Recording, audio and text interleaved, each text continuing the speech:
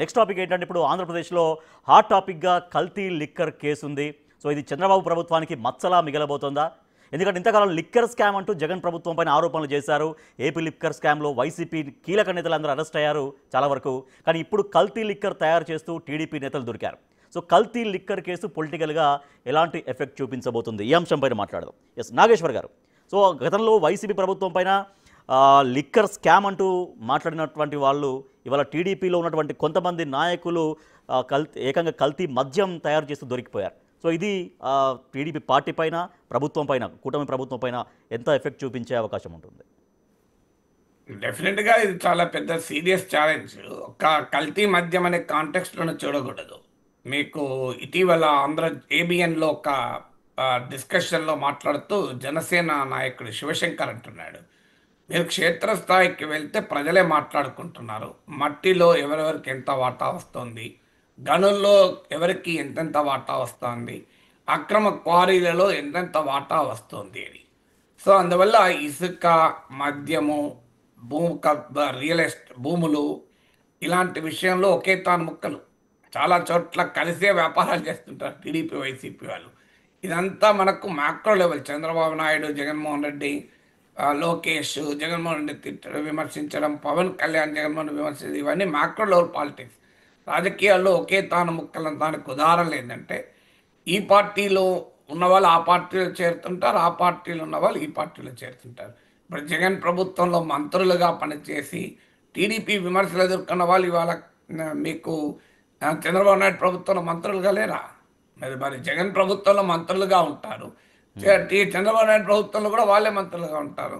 మరి వాళ్ళు వైసీపీలో ఉంటే దుర్మార్గులు, అవినీతి పరులు, దొంగలు, టీడీపీలో ఉంటే సర్వసంగ పరిత్యాగులు అవుతారా చెప్పండి? అవును. అందువల్ల రాజకీయాల్లో చంద్రబాబు నాయుడు వైసీపీలో చేరడు, జగన్మోహన్ రెడ్డి టీడీపీలో చేరడు. మిగతా వాళ్ళు ఎవరు ఎటన్నా చేరచ్చు కదా. మీరు వైసీపీ నుంచి సమయానికి రాజీనామా చేసి వచ్చిన వాళ్ళకు కూడా కూటమి టికెట్ ఇవ్వలేదా, మంత్రి పదవులు ఇవ్వలేదా? మన క్లారిటీ మన కళ్ళ ముందు కనబడుతున్నాయి కదా.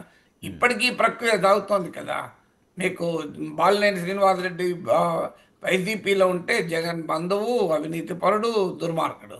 ఇప్పుడు జనసేన నాయకుడైతే ఆయన మంచివాడవుతాడా? మీకు ఇలా రాజకీయ పార్టీలన్నీ ఒకే తాను ముక్కలు. ఓవరాల్ కొన్ని తేడాలు ఉండొచ్చు, కులం పిచ్చితో కొంతమంది ఒక పార్టీని వెంబడి సమర్థించవచ్చు. సో కానీ రియాలిటీ ఏంటి? క్షేత్రస్థాయిలో ఈ పార్టీలో కొంతకాలం ఉంటారు, ఆ పార్టీలో కొంతకాలం ఉంటారు. అదే ప్రజల మూడు మారుతున్నప్పుడు, పొలిటికల్ గాలి మారుతున్నప్పుడు అటు ఇటు వస్తారు. దానివల్ల ఏమవుతుందంటే ఈ ఇకో సిస్టమ్ ఉంటుంది, కరప్షన్ ఇకో సిస్టమ్ అనేది. ఎవరు అధికారం అంటే వాళ్ళ చుట్టూ ఉంటుంది. ఈ మధ్య ఆంధ్రజ్యోతిలోనే పతాక శీర్షికలు వచ్చిన వార్త, అక్రమార్కులకే మంత్రి నారాయణ అండా. మీకు వైసీపీ హయాంలో చక్రం తిప్పిన వాళ్ళే ఇప్పటికీ చక్రం తిప్పుతున్నారు. ఈ వార్తలు ఎన్నిసార్లు ఆంధ్రజ్యోతిలో వస్తాయి చూడండి. ఆంధ్రజ్యోతి ఎందుకంటే తెలుగుదేశం పార్టీ కూటమి పాలన పైన మోస్ట్ క్రెడిబుల్గా తీసుకోవాలి మనం. ఆంధ్రజ్యోతిలో వచ్చేటువంటి విమర్శనాత్మక కథనాలు అత్యధిక విశ్వసనీయత ఉంటుంది. ఎందుకంటే జగన్ను తీవ్రంగా విమర్శించే మీడియా కనుక. మీరు ఆంధ్రజ్యోతిలో చూడండి, మీకు కనబడతాయి.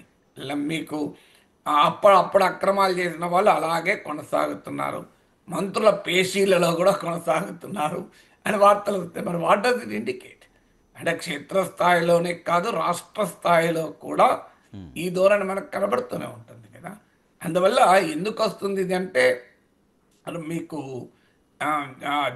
ఇదే ఆంధ్రజ్యోతి డిస్కషన్లో జనసేన శివశంకరు, బీజేపీ నాగభూషణం ఒక మాట చెప్పారు.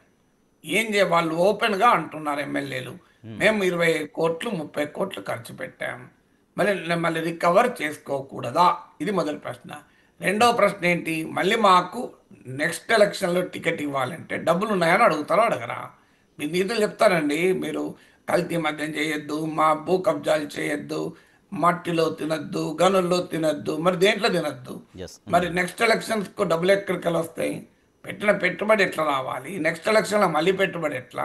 మళ్ళీ ఎన్నికలు వచ్చినప్పుడు ఏమడుగుతారు, ఎన్ని కోట్లు ఖర్చు పెట్టగలవు చెప్పు అంటారు కదా. ఖర్చు పెట్టగలగడమే గీట్రాయిగా టికెట్ ఇస్తున్నారా లేదా? జనసేన శివశంకర్ అంటారు, అసలు వైసీపీ వాళ్ళు ఏ రకంగా ఉన్నారో మనం అదే రకంగా ఉన్నాం కదా అంటాడు ఆయన ఓపెన్గా.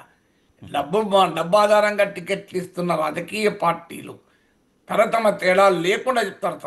తమ కూటమి పార్టీలతో సహా వైసీపీ ఏం పని చేసిందో మనం అదే పని చేస్తున్నాం.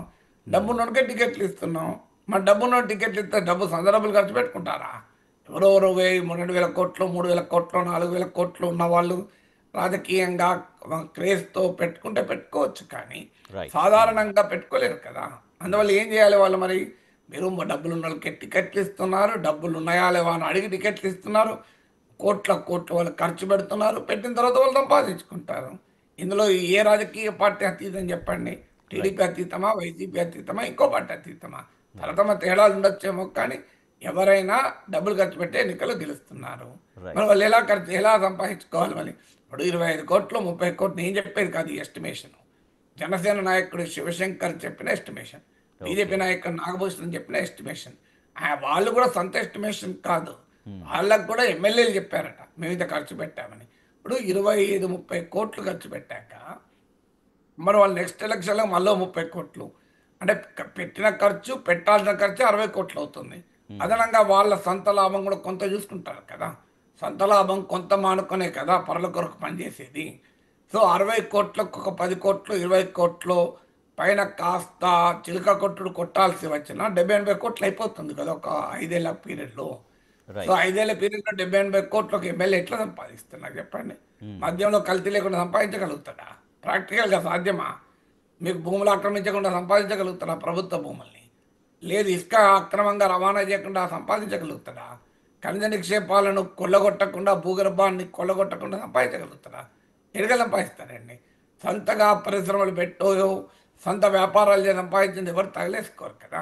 ఆస్తులు తగలేసుకున్న నాయకులు ఉండొచ్చు, అందరు నాయకులు మనం అలా చెప్పలేము. ఇప్పుడు మీకు బుచ్చయ్య చౌదరి లాంటి నాయకుడు ఉన్నాడు రాజమండ్రిలో, తెలుగుదేశంలో చాలా సీనియర్ నాయకుడు.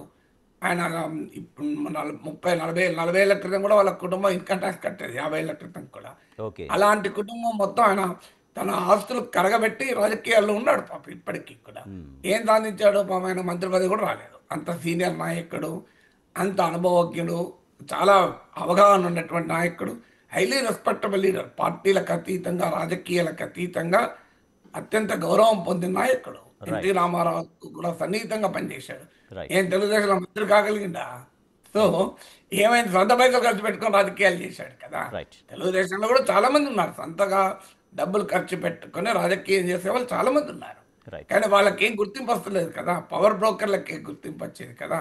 సో 5 ఏళ్ళు వెలుగుతారు. 2014 నుంచి 19 జగన్మోహన్ రెడ్డి అధికారంలోకి రావడంతోనే అదృష్టమవుతారు. 5 ఏళ్ళు తమ వ్యాపారాలు చేసుకుంటారు. సరిగ్గా మళ్ళీ ఎన్నికలకు ముందు మళ్ళీ ప్రత్యక్షమవుతారు. నేను పేర్లు చెప్పడం బాగుండదు కానీ అందరికి తెలియదా ఇది?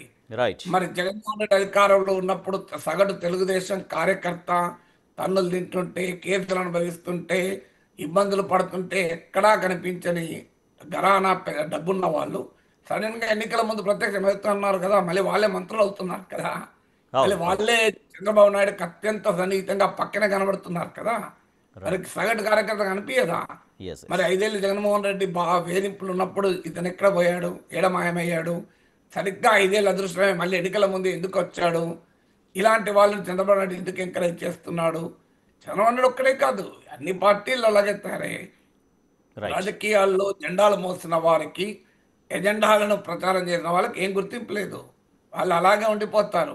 డబ్బులకి 100 కోట్లతో నువ్వు ప్రత్యక్షమైతే అప్పటికప్పుడు ఎమ్మెల్యే టికెట్లు వచ్చేస్తాయి, ఇన్స్టాంట్ సేల్ కదా.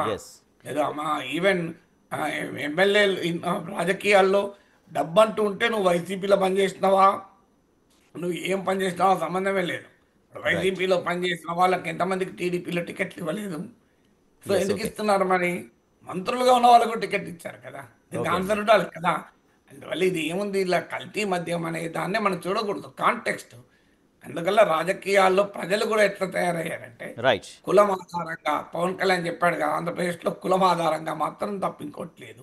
2 రాజకీయ పార్టీలు, 2 నాయకులు, 2 కులాలు, 2 కాదు 3 కులాలు. సో ఇక మీకు మెరిట్ ఎక్కడ ఉంది ఇందులో నాయకులది? అందువల్ల ఎవరు అధికారం ఉంటే వాళ్ళు సంపాదించుకుంటారు.